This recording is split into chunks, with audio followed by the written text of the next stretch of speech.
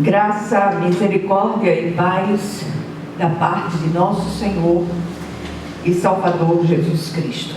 Amém? Nós vamos abrir nossa Bíblia hoje no Evangelho segundo Lucas, capítulo 13. Lucas 13, de 22 a 30.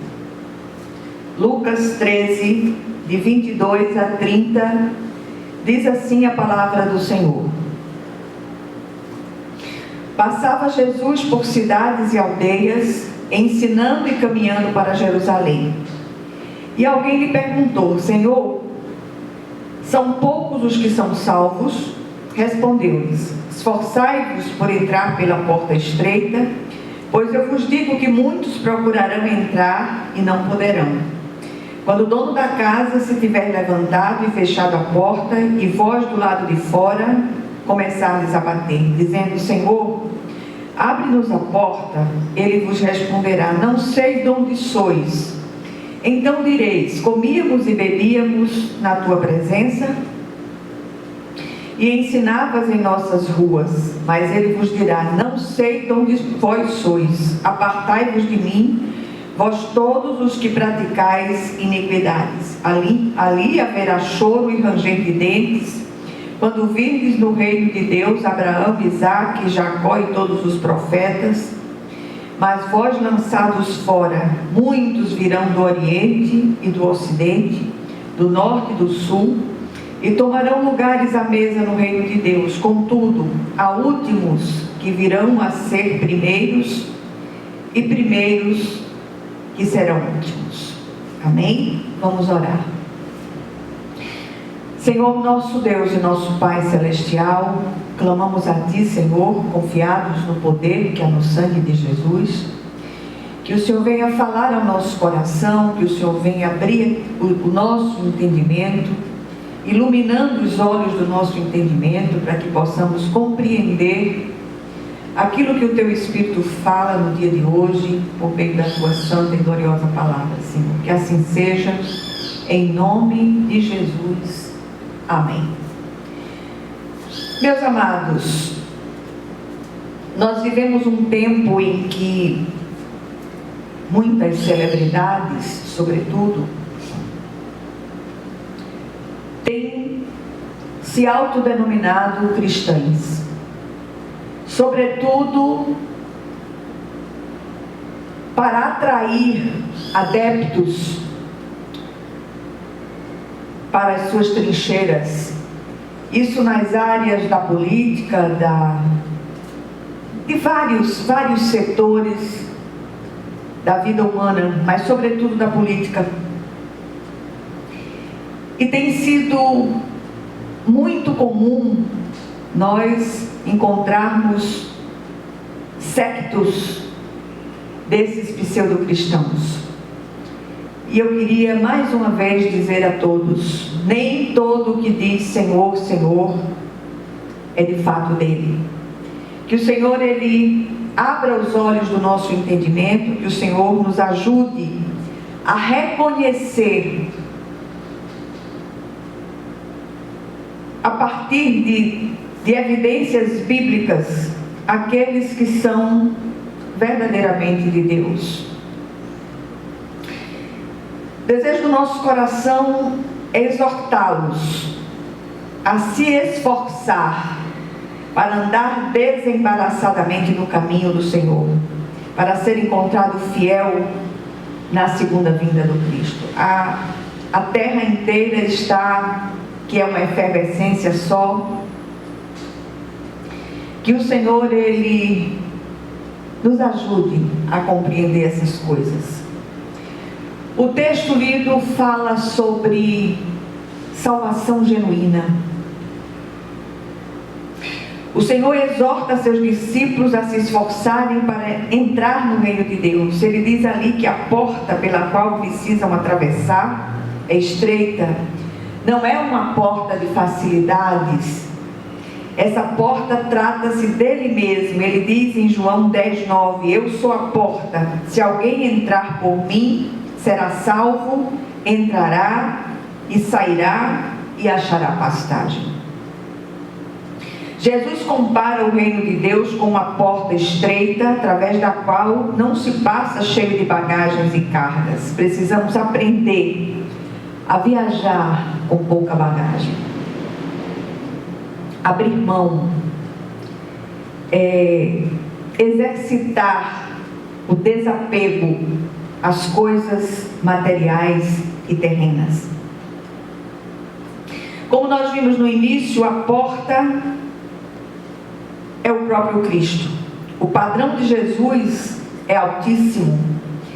Ele diz em Mateus 5,20, porque vos digo que se a vossa justiça não excederem muito a dos escribas e fariseus, jamais entrareis no reino dos céus. A porta, mesmo sendo estreita, leva aqueles que a atravessarem a um lugar espaçoso de alimento, plenitude e refrigério. Por isso o esforço para renunciar os apelos carnais vale muito a pena. Estar com Cristo é incomparavelmente melhor. Jesus, no Evangelho segundo Mateus, menciona outra porta que é larga e leva à perdição, e diz que são muitos os que entram por ela. O texto ainda descreve o reino de Deus como um banquete, tendo os patriarcas e os profetas como convidados de honra. O banquete é a boa palavra do Senhor, que está sendo servida com fartura, mas tem sido rejeitada por muitos. A expressão esforçai-vos traz a ideia original de um esportista num treinamento intenso, rigoroso, para alcançar o prêmio desejado. A mesma palavra é usada aqui para descrever o nosso esforço disciplinado como atletas espirituais, lutando pelo prêmio da soberana vocação de Deus em Cristo Jesus, a vocação de ser santos. Andar no caminho não é nada fácil, muito pelo contrário. Não é possível estar do lado de Deus e ter como aliado o mundo e suas práticas malignas. Temos ouvido falar muito na segunda vinda de Cristo e quanto precisamos nos preparar para aquele dia glorioso, vivendo uma vida santa, separada dos padrões do sistema imposto pelo nosso adversário. Essa postura de não conivência com os valores do mundo não é fácil, demanda um esforço muito grande de nossa parte para vencer os apelos e inclinações da nossa própria carne, que não é fácil. Esse esforço empreendido pelo servo de Deus não se trata de usar técnicas e recursos humanos para tal, mas usar os infinitos recursos de Deus colocados à nossa disposição pelo Santo Espírito. A boa notícia é que fomos equipados pelo Senhor para vencer. Na verdade, nós somos chamados pelo Senhor de mais que vencedores. O texto lido nos leva a refletir o que a salvação genuína produz em nós. E nós precisamos aprender a nos autoavaliar nesse sentido. Até quando eu fui agraciada com essa salvação bendita em Cristo Jesus? Em primeiro lugar, a salvação genuína produz esforço, ou seja, disciplina perseverante para atravessar a porta estreita. Respondeu-lhe Jesus: esforçai-vos por entrar pela porta estreita, pois eu vos digo que muitos procurarão entrar e não poderão. A pergunta do versículo 23 serve de ponto de partida para um ensino profundo acerca da genuína salvação e o que ela produz. A pergunta é respondida não de forma direta por Jesus, como sempre. Ele leva seus ouvintes a parar e pensar.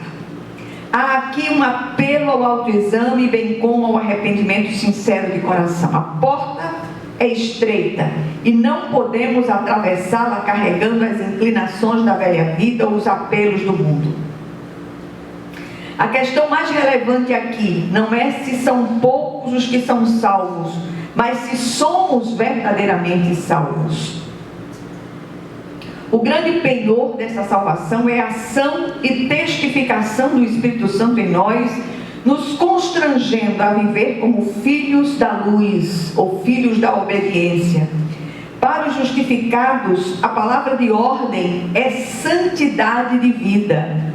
E santidade ou santificação, esse processo contínuo, a partir do momento em que somos justificados pela fé em Cristo Jesus, vamos sendo santificados pelo Senhor. O Senhor vai tirando os carrapichos da ovelha, vai tirando aquilo que não pertence a Ele e vai fazendo com que nós possamos caminhar com desenvoltura. E essa santificação não é santarronice exterior, de roupas, disso, daquilo outro, não, de modismo, não. É uma coisa intrínseca, é algo profundamente interior. Os verdadeiramente salvos são equipados para se esforçar perseverantemente para andar em novidade de vida. Eles demonstram sua nova condição através dos frutos dignos de arrependimento. Precisamos sim nos esforçar também para resistir às pressões internas e externas. A palavra do Senhor nos assegura que, uma vez justificados, estamos livres do poder e da penalidade do pecado, ou seja, fomos habilitados para resistir o que era impossível antes da justificação, porque éramos carne pura. Contudo, ainda não estamos livres da presença do pecado, mas fomos capacitados a resistir a ele. A salvação também produz senso de urgência, pois a porta se fechará de repente. O versículo 25 diz: quando o dono da casa se tiver levantado e fechado a porta, e vós do lado de fora começardes a bater, dizendo: Senhor, abre-nos a porta, ele vos responderá: não sei de onde sois. Aqui notamos um apelo à prontidão e à urgência. A porta está aberta, esperando que os chamados e escolhidos se decidam a atravessá-la. Mas, de repente, num abrir e fechar de olhos, ela pode se fechar. Enquanto vivemos nesta terra, é tempo de oportunidade, porque a porta está aberta para nós. Quando deixarmos a terra, a porta se fechará para nós, não haverá mais chance de salvação do outro lado. A salvação é alcançada aqui e agora. A sala de espera para a eternidade é aqui e agora. Só há duas portas diante de nós: uma estreita que leva ao céu e outra larga que leva ao inferno. A opção por ambas é feita aqui. Só aqueles que têm ouvidos para ouvir perceberão o chamado e entenderão esta palavra. E aí onde você está, que você possa tomar uma decisão pessoal. Se essa palavra tocou o seu coração, diga: Senhor, eu quero atravessar essa porta hoje, em nome de Jesus. Terceira coisa que a salvação produz: união relacional com Cristo vivo. Do contrário, Ele não nos reconhecerá. Versículos 26 e 27, a parte A, diz o seguinte: então direis: comíamos e bebíamos na tua presença e ensinavas em nossas ruas, mas ele vos dirá: não sei de onde vós sois. Aqui é um apelo a uma relação pessoal com o Cristo vivo. Esse apelo não é para uma religiosidade aparente, exterior, vazia da presença de Deus. Não há discipulado efetivo se não há relacionamento efetivo.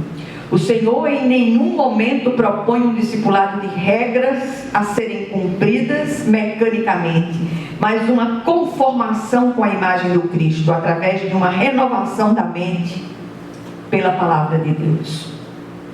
Só assim seremos cartas vivas com a assinatura dele a fogo em nossos corações. União pressupõe uma morte e uma ressurreição para um andar em novidade de vida.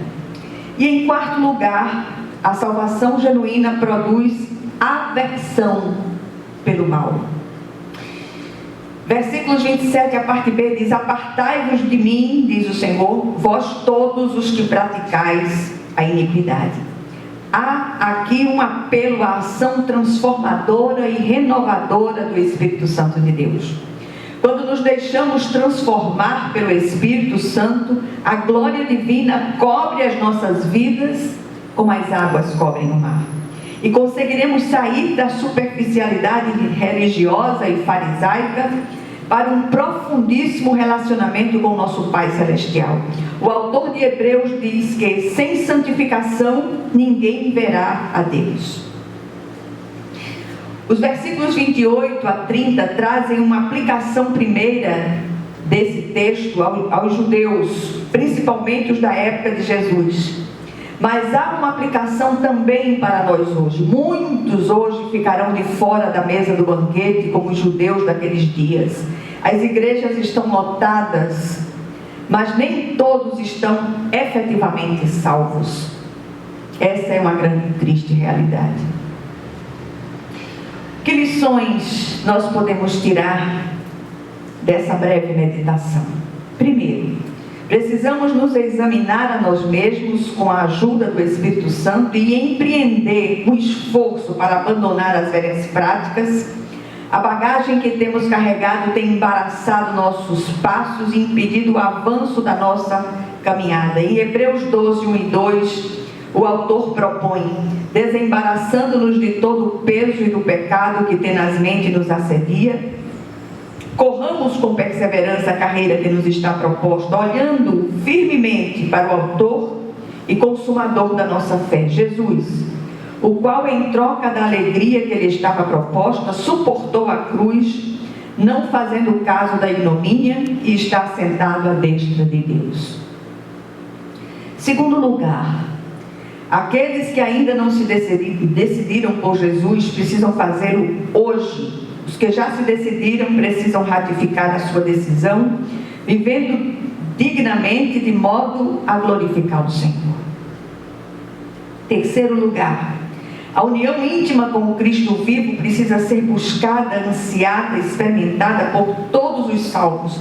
Essa união gera leveza e equilíbrio. E finalmente, precisamos crescer em santificação e graça diante de Deus, não como religiosos estereotipados, mas como homens e mulheres cheios de Deus que fazem a diferença onde quer que estejam. Não pelo que dizem, mas sobretudo pelo que vivem diante de Deus e dos homens. Que assim seja em nome de Jesus Cristo.